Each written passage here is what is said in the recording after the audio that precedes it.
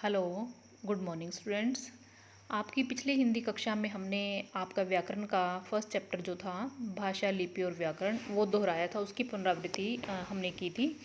और आज की कक्षा में हम आपका चैप्टर 1 जो है वसंत बुक का चैप्टर 1 ध्वनि, उसकी पुनरावृत्ति हम करेंगे। तो सबसे पहले मैं देखिए आपको बताना चाहूँगी कि ध्वनि ध्वनि का अर्थ क्या है। ध्वनि का अर्थ है तरंग। देखिए जब हम बोलते हैं तो हमारे मुख से भी तरंगें उत्पन्न होती हैं। वैसे ही मनुष्य के हृदय में भी तरंगें उत्पन्न होती हैं। जब वो खुश होता है, उसके जीवन में नई उमंग आती है, जोश होता है, तो उसके मन में तरंगें पैदा होती हैं। तो सबसे पहले मैं बताना चाहूँगी सूर्यकांत त्रिपाठी निराला जी के बारे में। सूर्यकांत त्रिपाठी निराला जी जो हैं ये एक छायावादी कवि हैं। अब आप सोचेंगे कि ये छायावादी कवि कौन से होते हैं। तो बेटा मैं बता दूं, छायावादी कवि वो होते हैं जो कि प्रकृति से संबंधित अपनी रचनाएं लिखते हैं, कविताएं लिखते हैं। तो छायावादी कवियों में सूर्यकांत त्रिपाठी निराला जी भी हैं। उन्होंने अपनी ये कविता जो है प्रकृति से संबंधित ही लिखी है। प्रकृति को प्रतीक बनाकर उन्होंने ये कविता लिखी है। तो सबसे पहले हम उनके बारे में थोड़ा सा जान लें। निराला जी का जन्म जो है 11 फरवरी 1896 को वसंत पंचमी के दिन पश्चिम बंगाल में हुआ था।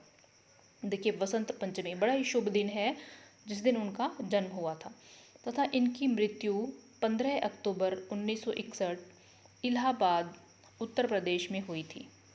इनकी भाषा हिंदी थी और ये आधुनिक काल के कवि माने जाते हैं। आधुनिक काल मतलब जो काल अभी चल रहा है। इन्होंने गद्य और पद्य दोनों विधाओं में रचना की। देखिए गद्य और पद्य के बारे में हम पहले ही जान चुके हैं। ये साहित्य की विधा है गद्य और पद्य। तो देखिए चलिए अब हम करते हैं आपकी कविता जो है उसका भाव मैं अब आपको समझा देती हूँ। देखिए कवि ने क्या कहा है इसमें। अभी न होगा मेरा अंत, अभी अभी ही तो आया है मेरे वन में मृदुल वसंत। अभी न होगा मेरा अंत। तो देखिए कवि इसके माध्यम से क्या कहता है। कवि क्या कहता है कि अभी न होगा मेरा अंत, अंत मतलब समाप्ति, कि मेरा अंत यानी मेरी समाप्ति जो है, मेरे जीवन की समाप्ति अभी नहीं हो सकती। क्यों नहीं हो सकती? क्योंकि अभी अभी ही तो आया है मेरे वन में। यहाँ पे वन जो है कवि ने अपने जीवन को प्रतीक रूप में लिया है। ठीक है, वन जो है कवि के जीवन का प्रतीक है यहाँ पर, कि उसके जीवन रूपी वन में अभी अभी वसंत का आगमन हुआ है। देखिए वसंत ऋतु के बारे में आप सभी जानते ही हैं कि जब वसंत ऋतु आती है तो चारों ओर फूल खिल जाते हैं, प्रकृति जो है हरी भरी हो उठती है, चारों ओर लहला उठती है प्रकृति जो है, हर जगह हमें हरियाली हरियाली नज़र आती है। और जब प्रकृति जो है हरी भरी नज़र आती है तो हमारे मन में भी वैसे ही खुशियाँ जो हैं हमारे मन में भी उमड़ पड़ती हैं। हमारा मन भी उस प्रकृति को देखकर खुश हो जाता है। नई उमंग, जैसे प्रकृति जो है नवीन हो जाती है वैसे ही नई उमंग, नया उत्साह जो है हमारे जीवन में भी भर जाता है। तो वैसे ही कवि के जीवन में भी नई उमंग आई है, नया उत्साह आया है, नया जोश उत्पन्न हुआ है उसके मन में। तो कवि क्या कहते हैं कि अभी न होगा मेरा अंत, कि मेरा अंत जो है अभी नहीं हो सकता, क्योंकि मेरे वन रूपी जीवन में अभी अभी वसंत ऋतु के समान नई नई खुशियाँ, नया जोश, नया उत्साह आया है, अतः अभी मेरा अंत नहीं होगा। अब आगे देखिए क्या कहा है आगे। हरे हरे ये पात, डालियाँ कलियाँ कोमल गात, मैं ही अपना स्वपन मृदुल कर फेरूंगा निद्रित कलियों पर, जगह एक प्रत्यूष मनोहर। अब देखिए कवि ने क्या कहा है कि हरे हरे ये पात, पात मतलब पत्ता, ठीक है, डालियाँ कलियाँ कोमल गात, गात मतलब शरीर। तो क्या कहा है कि हरे हरे ये पात। अब देखिए क्योंकि वसंत का आगमन हुआ है तो मैंने अभी बताया आपको कि वसंत ऋतु में चारों ओर हरियाली छा जाती है, पेड़ों पर जो है नए नए पत्ते आ जाते हैं। तो कवि क्या कहे कि वसंत ऋतु के आगमन पर चारों ओर नए नए पत्ते आ गए हैं पेड़ों पर, डालियाँ और नवीन जो हैं शाखाएं आ गई हैं, कलियाँ खिल गई हैं, कलियाँ जो हैं वो आ गई हैं। खिलने के बाद तो वो फूल बन जाती हैं, अभी जो है वो बड़ होती है ना, जो खिलने से पहले की जो अवस्था होती है उसको हम कलियाँ बोलते हैं। कोमल गात, गात मतलब शरीर, और ये सभी कैसी हैं, कोमल हैं, यानी इन सभी का शरीर जो है कोमल है, डालियां हैं, कलियां हैं, पत्ते हैं, वो सभी बहुत ही कोमल हैं क्योंकि वो अभी अभी आए हैं, उत्पन्न हुए हैं।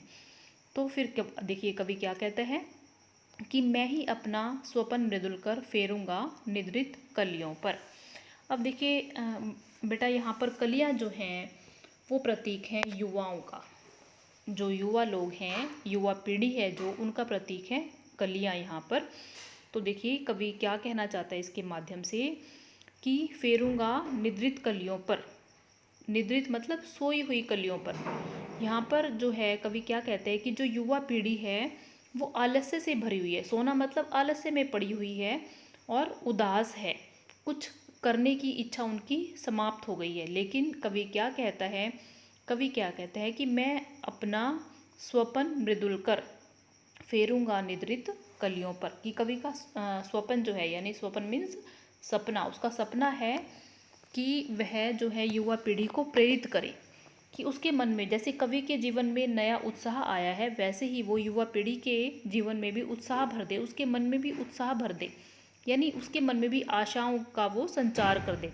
जैसे कवि जो है सूर्यकांत त्रिपाठी निराला जी हैं, वो एक आशावादी कवि हैं और इसी कारण वो ये सब बातें कह रहे हैं कि जैसे मेरा जीवन जो है आशाओं से भरा हुआ है, एक उम्मीद है कुछ करने की, कुछ कर गुजरने की, वैसे ही वो चाहता है कि युवा पीढ़ी भी जो है वो कुछ करे, आलस्य में ना पड़ी रहे, कुछ ना कुछ नवीन जो है वो कार्य करती रहे, सृजन जो है वो करती रहे। तो वो क्या कहते हैं कि जो युवा पीढ़ी है जो निद्रित है यानी आलस्य में पड़ी हुई है, उनको मैं अपना कोमल हाथ उनके ऊपर मैं फेरूंगा और उनके मन में, प्रत्यूष मतलब सवेरा और मनोहर मतलब सुंदर, और उनके जीवन में एक सुंदर सुबह का आगमन मैं कर दूंगा। अब यहाँ पर कवि क्या कहना चाहता है कि जैसे सूर्य उदय होता है तो प्रकृति में नया संचार आ जाता है, प्रकृति खिली खिली हो जाती है, तो वैसे ही क्या कहा है कि वैसे ही मैं एक सुंदर सुबह का आगमन कर दूंगा, अपना कोमल हाथ उन युवा पीढ़ी के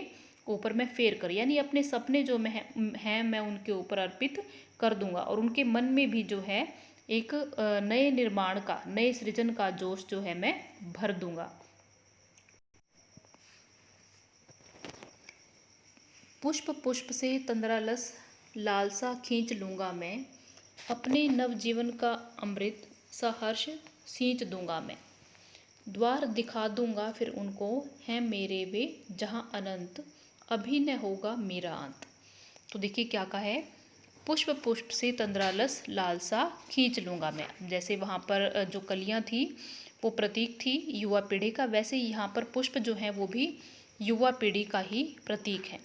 तो क्या कहा है, पुष्प पुष्प से तंद्रालस लालसा खींच लूँगा मैं, कि प्रत्येक युवा के अंदर जो आलस्य भरा हुआ है, आलस्य की जो उनकी इच्छा है, जो लालच है, वो मैं समाप्त कर दूंगा, यानी उनके जीवन से आलस्य मैं बिल्कुल निकाल दूंगा, अपने नव जीवन का अमृत से हर्ष सींच दूंगा मैं, और मेरे जीवन में जो नया उत्साह आया है, यानी मुझे जो नवीन ऊर्जा मिली है, जो नया उत्साह मेरे जीवन में आया है, उस अमृत को मैं सहर्ष खुशीपूर्वक उनके जीवन में सींच दूंगा, यानी उनके जीवन में भी मैं खुशियों का संचार कर दूंगा, उन्हें भी मैं खुशियाँ प्रदान करूंगा, द्वार दिखा दूंगा फिर उनको है मेरे वे जहाँ अनंत, और फिर मैं उनको वो रास्ता दिखा दूंगा जहाँ पर मेरे अनंत, अनंत अर्थात ईश्वर, ईश्वर का वास है। द्वार दिखा दूंगा का मतलब है यहाँ पर एक दिशा देना, यानी मैं उन युवाओं को दिशा दूंगा, उनके जीवन में एक दिशा उनको मैं दिखा दूंगा, एक रास्ता उनको दिखा दूंगा, जिससे कि वो कर्मठ पूर्वक जो है कार्य करें और खुशी से जो है वो अपने जीवन में नए नए कार्य करें, तो जिससे कि उनको भी वो रास्ता मिल जाएगा ईश्वर की प्राप्ति का। और क्या कहा है कि अभी न होगा मेरा अंत। तो कवि क्या कहते हैं कि जब तक मैं अपना ये उद्देश्य, जो लक्ष्य मेरा है कि युवाओं को जागृत करना, उनको प्रेरित करना, उनके जीवन में आशा का संचार करना, जब तक मैं अपने इस लक्ष्य को पूरा नहीं कर लूँगा तब तक मेरे जीवन का अंत नहीं होगा, मेरे जीवन की समाप्ति नहीं होगी। तो ठीक है बेटा, ये आपको ध्वनि जो है पाठ समझ आ गया होगा। अब एक बार इसको फिर से दोहरा लेंगे और आपको इसको अच्छे से समझना है, बस इतना ही कार्य आपको करना है। ठीक है, ओके, थैंक यू।